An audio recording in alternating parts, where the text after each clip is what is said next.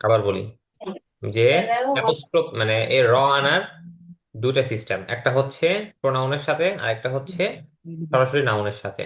নাউনের সাথে হলে আপনার দুই ভাবে আসবে, হয়তো অ্যাপোস্ট্রফি এস এর মাধ্যমে আসবে অথবা অবের মাধ্যমে আসবে। অ্যাপোস্ট্রফি এস এর মাধ্যমে কখন আসবে? যখন এই টা যে শব্দের সাথে যুক্ত হচ্ছে ওই শব্দটা যদি কোনো প্রাণী হয় বা মানুষ হয়, আর যদি ওই শব্দটা কোনো জড়বস্তু হয়, মানুষ না হয়, প্রাণী না হয়, তখন হচ্ছে অবের মাধ্যমে আসবে। আচ্ছা, যখন অ্যাপোস্ট্রফি এস এর মাধ্যমে আসবে তখন সহজ, বাক্যের গঠনটা কাঠামোটা আপনার মানে বাংলাতে যেমন করে আছে ইংরেজিতেও সেম ওরকম করে আসবে। বাংলাতে যে শব্দটা আগে আছে ইংরেজিতেও ওই শব্দটা আগে আসবে, যেটা পরে আছে ওটা পরে আসবে। যেরকম রাশেদের বন্ধু, এখানে রাশেদ আগে আসছে, বন্ধু পরে আসছে। তো ইংরেজিতেও রাশেদ আগে আসবে, ফ্রেন্ড পরে আসবে। রাশেদ ফ্রেন্ড, রাশেদের বন্ধু। ফাতেমাস ফ্রেন্ড, ফাতেমার বন্ধু। টিচার্স ফ্রেন্ড, শিক্ষকের বন্ধু। Rashed friend will, teacher's friend. রাশেদের বন্ধু খাবে। ফাতেমাস ফ্রেন্ড উইল ইট, ফাতেমার বন্ধু খাবে। The teacher's friend will eat, শিক্ষকের বন্ধু খাবে। এটা বলেন তো আমি কি বলছি, বলেন একজন।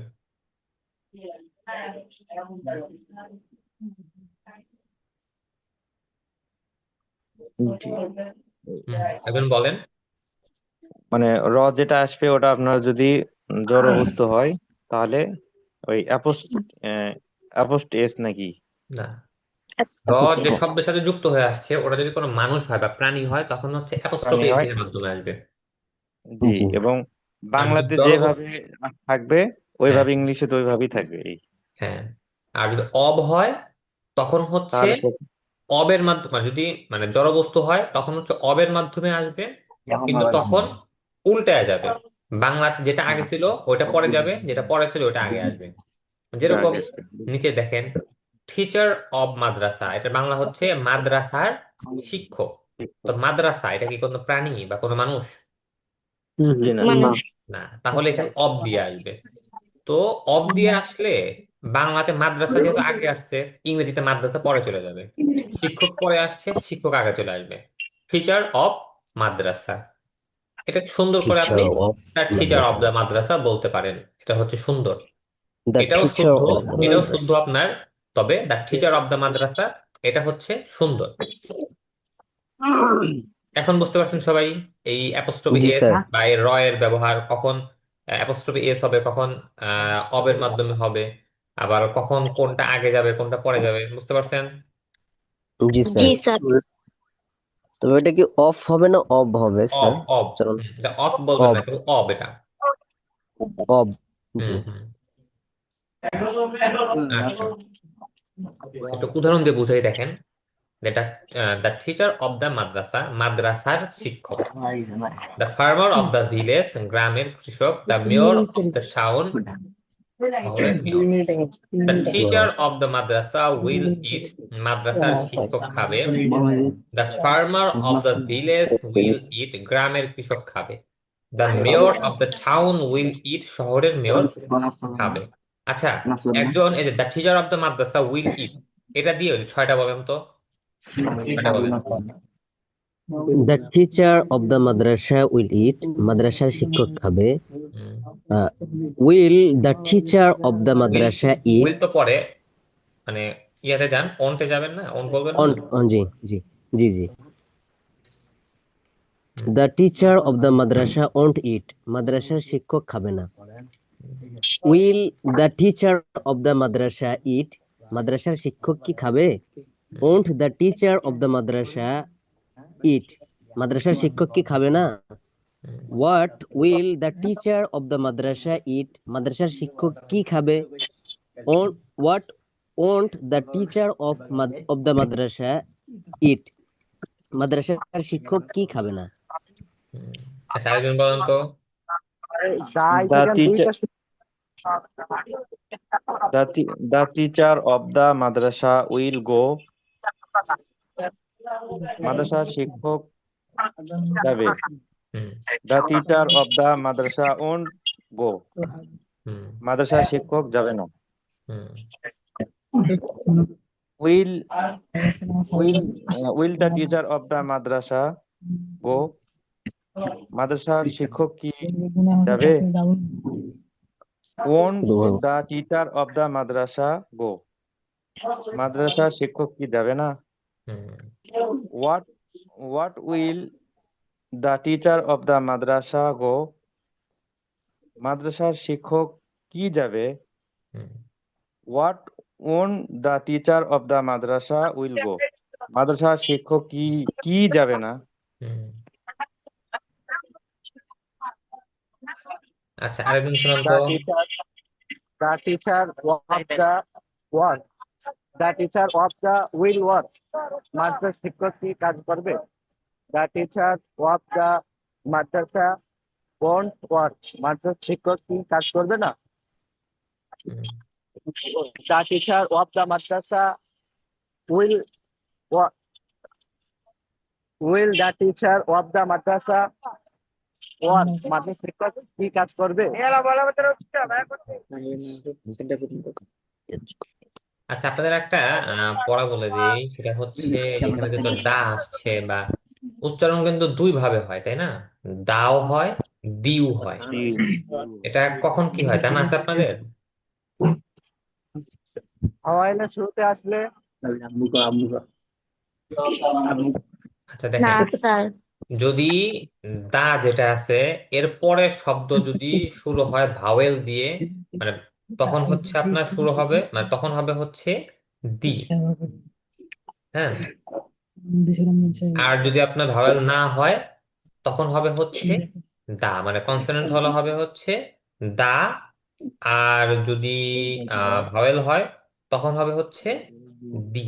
তো এইখানে একটা কথা আছে, সেটা হচ্ছে এখানে কিন্তু সরাসরি এই আপনার লেটার উদ্দেশ্য না, মানে সরাসরি আপনাদের যে অক্ষর উদ্দেশ্য না, এখানে হচ্ছে আপনার উচ্চারণ উদ্দেশ্য। যেরকম দেখেন, যদি আমরা বলি ইউনিভার্সিটি, এইটার আগে যদি আমরা আহ মানে দা আনি, এখানে কি আসছে? ইউ আসছে না? ইউ কিন্তু জি আপনার ভাওয়েল, কিন্তু ভাবেন এখানে হ্যাঁ ভাওয়েল, এখানে কিন্তু ই হবে না, মানে ডি হবে না, কারণ এই যে ইউ, এই যে ইউনিভার্সিটি, এইখানকার উচ্চারণটা মানে আপনার ই দিয়ে মানে ই দিয়ে হচ্ছে, আপনার ইউ দিয়ে, মানে ওয়াই ইউ দিয়ে হচ্ছে। তো এই জন্য হচ্ছে এটা দা হবে। কিন্তু যদি আমরা বলি আওয়ার, মানে আওয়ার মানে কি? আওয়ার মানে হচ্ছে ঘন্টা, আমাদের মিনিট, সেকেন্ড, ঘন্টা আছে না? এইচ ও ইউ জি আর, এটার উচ্চারণ হচ্ছে আওয়ার।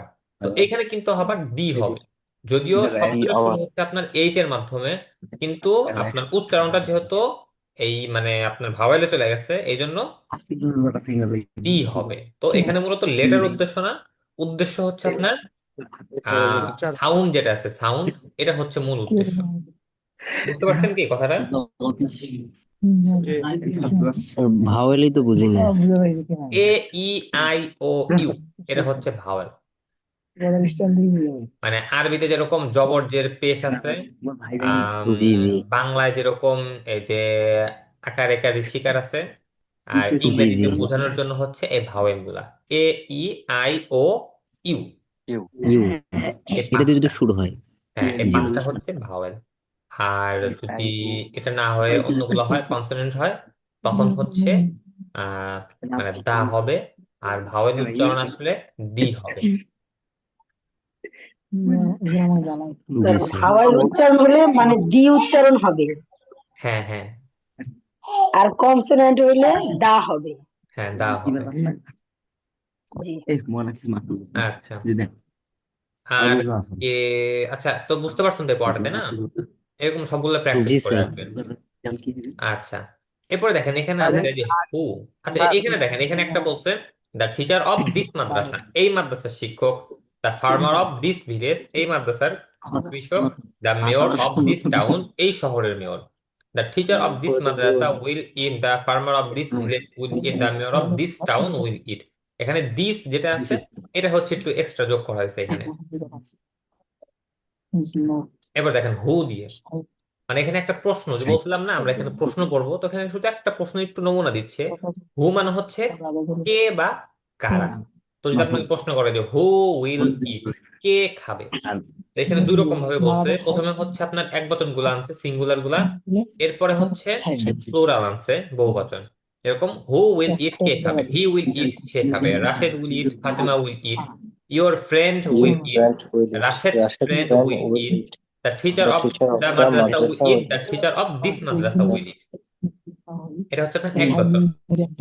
এরপর দেখেন বহুবচন বোঝাচ্ছে, হির বহুবচন কি? দেই। রাশেদের বহুবচন কি? রাশেদের সাথে আরেকটা নাম। ইওর এর বহুবচন তো ইওর। কিন্তু এখানে দেখেন, আমরা উপরে পড়ছিলাম হচ্ছে অ্যাপোস্ট্রফি এস, তাই না? অ্যাপোস্ট্রফি এস হচ্ছে মানে ঊর্ধ্বকমার পরে যে এসটা আসে ওটা হচ্ছে অ্যাপোস্ট্রফি এস, ওইখানে ঊর্ধ্বকমাকে বলা হচ্ছে অ্যাপোস্ট্রফি। আচ্ছা, আর যদি আপনার ওই ঊর্ধ্বকমা না থাকে, শুধু অতিরিক্ত একটা এস যুক্ত হয়, তখন হচ্ছে ওটা বহুবচনের এস। যেরকম এখানে দেখেন, ইওর ফ্রেন্ডস উইল ইট, মানে হচ্ছে তোমাদের বন্ধুরা খাবে, তোমার বন্ধুরা খাবে।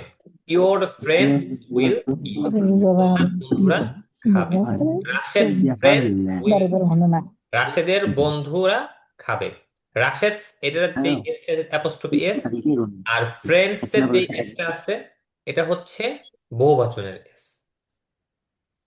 এরপর হচ্ছে the teacher of the madrasa will eat, the teacher of this madrasa will eat. এখানে যে টিচার্স যে এসটা আসছে দুইটাতে, দুটোই হচ্ছে বহুবচনের এস। এরপর দেখেন সিঙ্গুলার এখানে মানে এক ইয়েতে দিয়ে দিছে, he, they, Rashed, Rashedan, Khaled, Fatema, Fateman, Khadija, your friend, your friends, Rashed's friend, Rashed's friends, the teacher of the madrasa, the teachers of the madrasa, the teacher of this madrasa, the teachers of this madrasa. আচ্ছা, আজকে পড়া বুঝতে পারছেন সবাই? আরো কোনো প্রশ্ন আছে থাকলে বলেন, আজকে পড়াই পর্যন্তই। রাশ the madrasa of the teacher, এই ডু যার আগে হচ্ছে দা আইছে কেন? The madrasa of the teacher না, the teacher of the madrasa, the teacher of the madrasa. দেখেন, আপনি যদি শুধু বলেন দ্য টিচার অফ মাদ্রাসা, সেটাও শুদ্ধ আছে, তবে ওইটা সুন্দর না। যখন আপনি বলবেন দ্য টিচার অফ দ্য মাদ্রাসা, তখন আপনার একটা নির্দিষ্টভাবে সুন্দর, একটা সুন্দর মানে বাক্য গঠন, মানে কাঠামো সুন্দর হয়ে যায় আপনার। এই জন্য হচ্ছে দা আনা হয়েছে। দা স্বাভাবিকভাবে আমরা আনি হচ্ছে নির্দিষ্ট করার জন্য, বা মারেফা করার জন্য, যেটা আমরা আরবিতে বলি, নির্দিষ্ট করার জন্য আমরা দা নিয়ে আসি। তো সুন্দর স্বাভাবিকভাবে যখন আমরা একটা বলি, তখন হচ্ছে এরকম নির্দিষ্ট করে আমরা বলি। যখন আপনি অনির্দিষ্ট করে ফেলবেন, 5 জন শিক্ষক বা 10 জন শিক্ষক, তখন তো আপনারা দা আনবেন না। কিন্তু যখন এরকম ছাড়া আনবেন, তখন হচ্ছে এরকম দা আনি। হুম। আর কেউ কিছু বলবেন? আচ্ছা, তাহলে আপনাদের যে পড়া থাকলো, এটা সবাই ঠিকঠাক মতে পড়ে আসবেন। Okay, sir. আচ্ছা, পিডিএফ ঠিক কি এটা আছে, গ্রুপে দেওয়া হয়েছে? ঠিক আছে, ভালো থাকবেন সবাই। আসসালামু আলাইকুম। স্যার এটার পিডিএফ? হ্যাঁ, দিয়ে দেবো আমি। জি, আসসালামু আলাইকুম। ওয়ালাইকুম আসসালাম। Okay, sir. Assalamu alaikum.